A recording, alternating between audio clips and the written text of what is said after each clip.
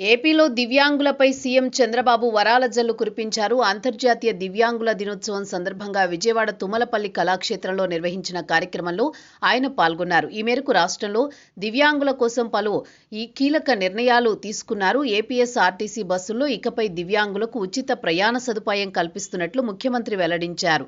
అంతేకాకుండా సంస్థలు, కార్పొరేషన్లు, పబ్లిక్ సెక్టార్ ఎంటర్ప్రైజెస్లో కనీసం ఒక దివ్యాంగ ప్రతినిధిని నామినేట్ చేస్తామని తెలిపారు. ఆర్థిక సబ్సిడీ పథకాన్ని ఎస్సీ, ఎస్టీ, బీసీ, మైనార్టీలకు అందించినట్టుగానే దివ్యాంగులకు కూడా మళ్లీ ప్రారంభిస్తామన్నారు.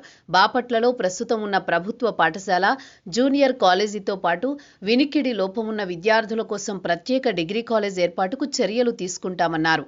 అలానే శాప్ ద్వారా అన్ని క్రీడా కార్యక్రమాలు, టాలెంట్ డెవలప్మెంట్ స్కీములు దివ్యాంగులకు అందుబాటులో ఉండేలా చర్యలు చేపడతామన్నారు.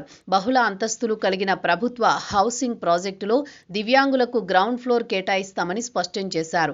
రెసిడెన్షియల్ స్కూల్స్, కాలేజీలు, హాస్టల్స్ చదివే దివ్యాంగ విద్యార్థులకు అదే చోట సామాజిక భద్రతా పెన్షన్ పంపిణీ చేస్తామన్నారు. మరోవైపు రాష్ట్ర స్థాయిలో అమరావతిలో దివ్యాంగ భవన్ ఏర్పాటు చేస్తామన్నారు. ఈ కార్యక్రమంలో సీఎంతో పాటు మంత్రి డోలా బాలవీరాంజనేయ స్వామి, పెద్ద ఎత్తున విభిన్న ప్రతిభావంతులు పాల్గొన్నారు.